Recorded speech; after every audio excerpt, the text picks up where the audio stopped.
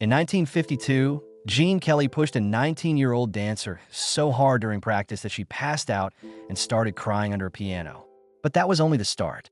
Now, finally, his old co-stars are telling the dark truth.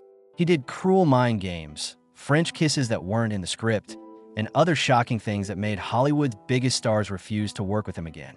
People have been scared to talk about this Gene Kelly. He was born on August 23, 1912, in a busy Irish-American family. He was the third of 5 children. His father, James, was a record store owner. Harriet, his mother, loved music and the theater very much. She taught all of her kids how to sing and dance because she thought they were just as important as being smart in school. Gene didn't like the thought. He liked sports and baseball the most. It was embarrassing for him to dance. The kids in the neighborhood made fun of him for taking lessons, so he didn't want to do it. When he turned 15, things changed. He understood that dancing could help him. At first, it made girls feel good. Second, it helped him beat the boys who used to pick on him. He was always good at sports. He saw dance as another way to use his strength, though. He began to blend, moving quickly and sharply while keeping your feet flat. He wasn't aware that he was already creating the dance style that would make him famous. He didn't even then plan to make dance his job. He learned about economics at the University of Pittsburgh. He looked like he might follow a more normal road for a while, but then he joined the Cap and Gown Club, a student theater group. At first, he only did shows with them. He quickly became the club's leader. From 1934 to 1938, he planned dances and performed them. He joined a fraternity too. It was called Theta Kappa Phi and later changed its name to Phi Kappa Theta. These things made him feel more confident as a performer. At the same time, his family started a dance studio in the Squirrel Hill neighborhood of Pittsburgh. It was known as the Gene Kelly Dance Studio. Gene helped run it by teaching kids and running the business. Fred, his younger brother, was also there.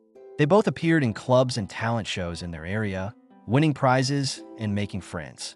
Gene learned something new from each show. He learned how to connect with people, change things on the spot, and make every move look normal. He was ready for more by 1937. It was fun to teach, but it wasn't enough. His dream was to be on stage, not just in the wings. He made a big choice that year. He got his things together and left Pittsburgh for New York City. Broadway was ready. Gene Kelly's rise to fame began with a small but important part. The first show he was in on Broadway was Cole Porter's Leave It to Me in 1938. Kelly played a servant in the first season of the show at the Imperial Theater. He got to be on Broadway, even though it wasn't a big part. There was no doubt that Mary Martin stole the show with her song My Heart Belongs to Daddy. Robert Alton, a director, saw Kelly teach and dance back in Pittsburgh and wanted to cast him in the show. Alton knew good people when he saw them. He helped Kelly get the part, which was his first real break. That first job opened up more doors. Kelly was in One for the Money, a musical review put together by Katharine Cornell in 1939. He was able to show what he could do more on this show. In 8 different songs, he sang, acted, and danced. But his first big hit was in a play, not a musical. He was in William Saroyan's Pulitzer Prize-winning Play the Time of Your Life. This was a different job. Kelly was able to plan his own dances, which wasn't common among artists at the time. It wasn't enough to just learn steps. He was making movements that went with the story. Kelly had been getting ready for these times for years. James and Harriet, his parents, helped him follow his dream of dancing. Even though he didn't want to, his mother made him study dance. There was even a dance school in Pittsburgh that his family opened. Kelly's place to work out was that workshop, teach and get better his own way. He joined a student acting group called the Cap and Gown Club while he was at the University of Pittsburgh. Between 1934 and 1938, he directed and acted in his own shows. He learned more about how movement could be used to tell a story after these events. Their show Pal Joey, which opened on Broadway in 1940, was his big break. It was written by Richard Rodgers and Lawrence Hart. Kelly played Joey Evans, a charming and ambitious nightclub singer. On Christmas Day, the show started at the Ethel Barrymore Theater. It then moved to the St. James Theater before ending. It was on Broadway for 374 shows, which was a long time back then. Different people had different opinions, but Kelly's act stood out. People didn't know how to feel about his character at first. The singing hero Joey wasn't like most of them. He was weak and selfish. People liked Kelly more when he sang and danced, though. Even after Joey grew up a bit, he still made the character likable. Kelly's life changed when she got this job. This was the first time he wasn't just following someone else's plan. He was making his own work better. The star singer Joey Evans was not like other singers. He wasn't smooth and perfect. Kelly was then free to dance in a way that felt normal to him. He moved with power and strength. He wasn't trying to look classy like Fred Astaire. He was making something fresh, something that felt real and grounded. Hollywood took notice. MGM's Louis B. Mayer saw Kelly with his friend Joey and wanted her to be in the movie. Kelly wasn't sure at first. He loved Broadway and didn't want to leave right away. After that, David O. Selznick gave him a deal. Kelly didn't even have to do a screen test like most artists do. That wasn't often seen, and Hollywood had it in him. By October 1941, he had already made up his mind. He was on his way to Hollywood. He had one last job to do before leaving Broadway. He was in charge of the show Best Foot Forward. He had another chance to show what he could do behind the scenes. He was more than just an actor by the time he got to Hollywood. He was also a dancer and director with a clear idea of what he wanted to do. Kelly's way of dancing made him stand out. It wasn't just a list of steps to him. He thought that moving should be easy and feel like a normal part of life. He made it look easy as he mixed ballet, tap, and modern dance. People like you and me could dance to it. He wanted people to be able to relate to his shows. That idea shaped everything he did. He wanted more than just to dance. His goal was to use movement to tell stories. That thought would change shows for good. Over the next few years, he would bring that idea to Hollywood and make some of the most memorable movie scenes ever. For Me and My Gal, which came out in 1942, was Gene Kelly's first movie in Hollywood. She was already a star, and he was placed with her for his first time in front of a movie camera. The movie was about Joe Hayden and Harry Palmer, two vaudeville artists whose hopes and dreams were dashed by the First World War. Kelly had a big moment, but it wasn't easy to get there. Garland had already worked as an actress before she was 20 years old. Kelly had never been in a movie before, and he later said that Garland helped him get used to it. She helped him deal with the difficulties of playing in movies, which was very different from performing on stage. Critics liked Kelly's performance in the movie, which was a hit. Garland also went on to play more mature parts after this. Kelly was good, but it took him a while to become famous. After For Me and My Gal, it was hard for him to get the right parts. The studios put him in smaller movies like 1943's Pilot No. 5. During the war, Kelly played a German spy in film. He got to show that he could do more than just sing and dance, which was a big change from plays. The movie didn't change his life, but it did make his experience better. He kept playing different parts. In 1944, he was in a dark thriller called Christmas Holiday. These movies didn't do very well, but they made him become a better actor. Then there was a success. In the same year, MGM sent him on loan to Columbia Pictures to work with Rita Hayworth in the musical CoverGirl. Everything changed because of this movie. CoverGirl was a hit, and Kelly got to show off his craft. One of the most popular parts of the movie is the scene where he dances with his own reflection. He loved this kind of storytelling where dance was used to show how he felt in a natural way. The movie was about a chorus girl named Rusty Parker, who was played by Hayworth and became a popular cover model. Kelly played Danny McGuire, her boyfriend and a bar owner who was having a hard time. There was great energy between them, and the movie made Kelly more than just a rising star. He was ready for something even bigger by 1945. In that same year, he was in the musical comedy Anchors Away with Frank Sinatra. The popular dance scene in the movie is where Kelly dances with Jerry the Mouse from Tom and Jerry. It was first planned to use Mickey Mouse, but Walt Disney said no.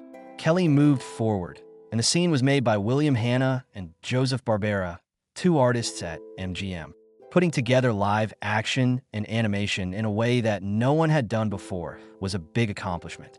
The movie was about Joe Brady and Clarence Doolittle, two sailors who were on shore leave in Hollywood for 4 days. They met a little boy and is interested in singing Aunt and set out to help her get an audition. It was one of the most memorable movies of the time, thanks to its music and animation. 5 Academy Awards were up for it, and 1 was for Best Score. More importantly, Anchors Away was the first step in Kelly and Sinatra's long-term relationship. In 1949, they worked together again in the movies Take Me Out to the Ball Game and On the Town. Kelly was no longer just a bright young person. He was a big star in Hollywood, and things were just getting started for him. Gene Kelly always tried new things. In the 1948 movie The Pirate, he played Seraphine, a traveling showgirl who tries to be a scary pirate to win Judy Garland's heart. It was a show that MGM had never made before. The movie was bold, expensive, and full of big dance scenes. It was directed by Vincente Minnelli. Kelly was the center of it all. She mixed comedy with intense dancing. The movie didn't do as well as planned when it came out on June 10th, 1948. It cost $1 million to make, but it only made $3 million at the box office. Some people thought it was too much, but as time went on, the movie gained a devoted audience. It was one of Kelly's most interesting projects because of his high energy, the fancy set, and the unique routines. They worked together on the 1949 movie On the Town, which was his next big step forward. The musical was about 3 soldiers who were off duty for 24 hours and were in New York City. The places are real. Kelly and Donnan took their cameras out into the streets of New York to film music videos. Most music videos were shot in studios. New York was the first song in the movie, and it really showed how lively the city was. People loved it because it was new and exciting. Kennedy and Donnan worked together again on the famous movie Singing in the Rain, 1952. It was about how Hollywood went from making silent movies to making sound movies. Kelly plays Don Lockwood, a movie star who is having a hard time adjusting. Debbie Reynolds and Donald O'Connor were his co-stars, and the 3 of them made some of the most famous movie scenes ever. Of course, Kelly dancing in the rain was the most well-known scene. It looked easy, but it was really hard to shoot. Kelly had a fever that day, but he still put on a show with all the charm and energy that made him famous. The movie did well when it came out, but it wasn't an instant hit. It is now thought to be one of the best shows ever. Kelly and Donnan did something different in 1955 when the weather was always nice. Not like most feel-good musicals, this one. It was about 3 war buddies who got back together after 10 years, but found that their lives had changed. Kelly played Doug Hollerton, a TV star who used to be in the military. Even though it had some beautiful dance scenes, like one where Kelly danced on roller skates, the movie had a more serious tone, going over themes of disappointment and lost hopes. The depth was praised by critics, but viewers weren't as excited. The movie didn't do as well at the box office as Kelly's other shows. It's still one of his most interesting projects, though. It proved that musicals could deal with real feelings and complicated ideas while still being fun. Kelly also worked with Vincente Minnelli on the hit movie An American in Paris, 1951. Kelly played an American soldier who lives in Paris and falls in love with a young French woman. There was romance, comedy, and beautiful dance scenes in the movie, but the 17-minute ballet at the end was the best part. Kelly's best work was this scene. It was beautiful to look at because it was shot on 44 detailed sets and planned down to the smallest detail. It cost almost $500,000 to put on the whole show, but the end result was memorable. Along with Best Picture, the movie won 6 Academy Awards and became one of Kelly's biggest successes. When Gene Kelly chose to become a director, he was already a name in Hollywood. He made history by dancing, but directing gave him something new: the power to decide how a movie is made. At the time of this change in his work, musicals were starting to lose popularity. Of course, Kelly wasn't one to back down from a fight. He worked on new projects that put his skills to the test and showed that he wasn't just an actor, but also a storyteller. Kelly directed the fast-paced comedy A Guide for the Married Man in 1967. Walter Matthau and Robert Morse were in it. The movie was funny even though it was about desire, cheating, and how hard it is to be married. The story was about a husband named Paul Manning who thought about cheating after seeing how easy it was for a friend to do it. He never did it, but the movie made fun of the idea. The crowd was interested because of quick cuts and clever visual gags. And the movie was even more fun because it had a lot of cameos. The show had even more star power because Lucille Ball, Jack Benny, and Jay Mansfield all showed up. The movie did very well at the box office, making many times its original price. This was a big win for Kelly. It had been a while since he directed a movie, but this one put him back in the spotlight. After 2 years, Kelly did something much bigger. Since Hello, Dolly was a hit on Broadway, make it into a huge musical show. Barb Streisand played the driven matchmaker Dolly Levi in the movie.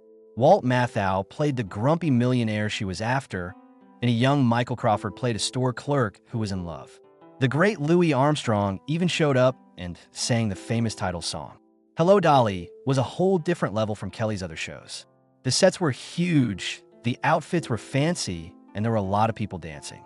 It It had to be perfect in every way. Kelly's background in dancing made it all come together. The movie didn't feel like a bunch of separate acts because the big musical numbers fit right in with the story. The fact that Streisand was cast was one of the most talked about parts of the movie. At the time, she was only 26 years old, which is a lot younger than the Broadway version of Dolly. Others didn't think she was a good fit, but Kelly had faith in her. During shooting, he worked closely with her and helped her give the part life and charm. Feedback to begin with. The movie went on to win 3 Academy Awards and was nominated for many more, including Best Picture. It became one of the most loved shows of its time over time. Kelly came up with new ways to make musicals popular even as the old ones died out in Hollywood. In the 1970s, he worked on That's Entertainment, a series of documentaries that honored old MGM shows. Clips from famous movies like A Paris and Meet Me in St. Louis were shown on the show. Kelly not only hosted and voiced parts of these movies, she also told stories from behind the scenes. People who liked old-school Hollywood really connected with the show because he was a part of it. Gene Kelly was very picky about things. Not only did he want a great show, he made them do it. Each move, each step, and each scene had to be better than the last. The kind of his co-stars were pushed to their limits a lot of the time, sometimes to the point of being worn out. While making Singin' in the Rain, Debbie Reynolds learned this the hard way. Kelly expected her to be as good at dancing as he was, even though she was only 19 and had barely danced before. It took 15 hours of rehearsals. The drills were very hard. Her feet would be cut up by the end of the day. Afterward, she said he was a mean boss because no matter how hard she worked, it was never enough. He made it clear that he didn't think she was right for the part.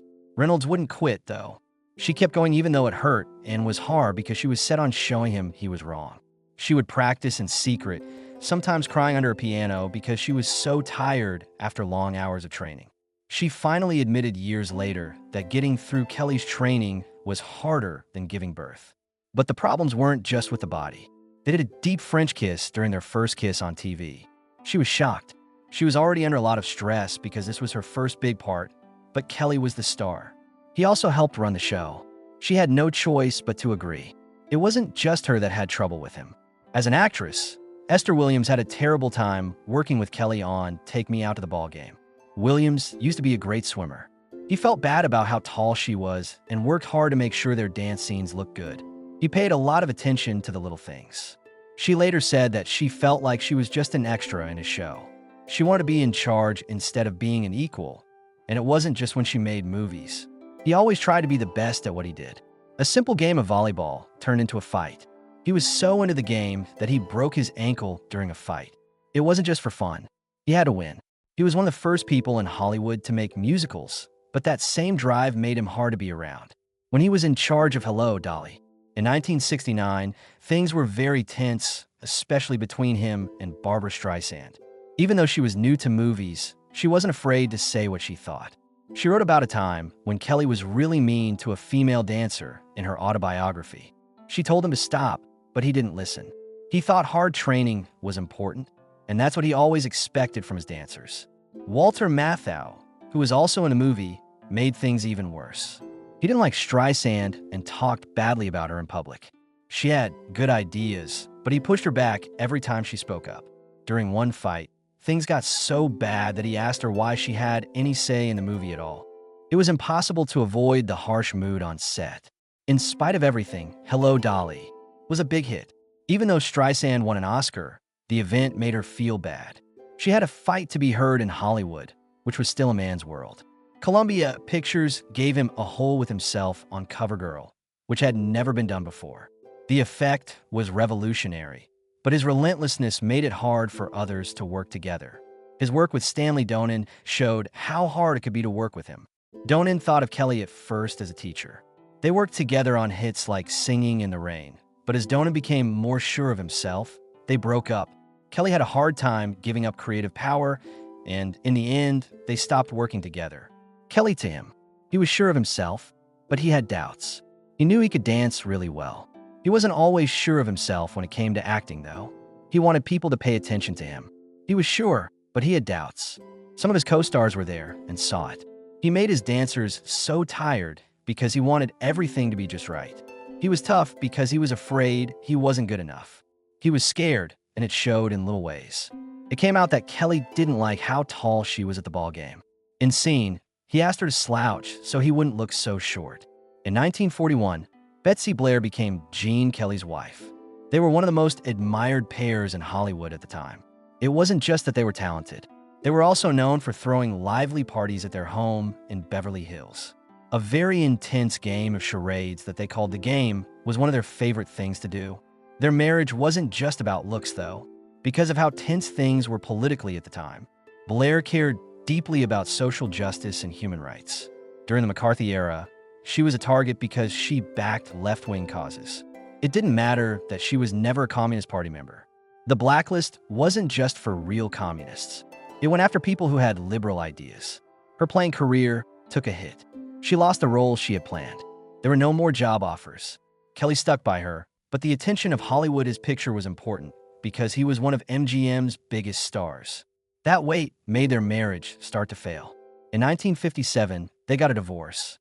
Blair went to Europe from Hollywood because she could find more work there. Of her life, she wrote about the years she spent with Kelly. She told him that even though he supported her, she often felt like his success was more important than hers. She didn't want to be known as Mrs. Gene Kelly only. She wanted to be herself. After 3 years, Kelly got married to Gene Coyne. She danced and made dances, and they had worked together for years. She was married to director Stanley Donen, but she knew Kelly for a long time before they got married. They met in Pennsylvania at the dance school owned by his family. They had been close friends for a long time. The two of them became more involved after Kelly split. Kelly's life changed when she met Coyne. He took a break from the busy life of Hollywood and spent more time with his family. Well, they had 2 kids named Timothy and Bridget. Coyne quit her job to take care of them. Kelly chose work that let him stay close to home and took on fewer jobs. His mind wasn't just on his next big movie for the first time. His family was the heart of his life, but they didn't spend much time together. Coyne was told he had leukemia in 1973. She died that same year because her illness got worse very quickly. Kelly was very sad about her death. He lost his wife and became a single parent. He raised their kids while still working in movies. Things were different for him now. Family was the most important thing. He turned down jobs that would keep him away from home for too long. In the end, his kids said that he was always there for them when they needed him, even though he was famous. Kelly's marriage to Coyne caused a lot of trouble. Kennedy had worked on art projects with Stanley Donen for many years while they were married. They had worked together on some of the best shows in Hollywood. Coyne's leaving Donen for Kelly didn't just end their marriage. This also stopped Donen and Kelly's work relationship. It was a small world in Hollywood, and choices made by individuals had long-lasting impacts. But for Kelly and Coyne, it wasn't about moving up in their careers. They had a link that went back a long time before they started dating. There were 3 kids for Kelly: Tim and Bridget from his second marriage, and Carrie from his first. His main goal after Coyne's death was to be a good dad. He was already famous in Hollywood, but he didn't need the attention anymore. He was careful about what work he took on, avoiding tasks that would keep him busy for too long. After he died, his kids talked about how much time he spent with them. He had made a living by using dance, rhythm, and telling stories.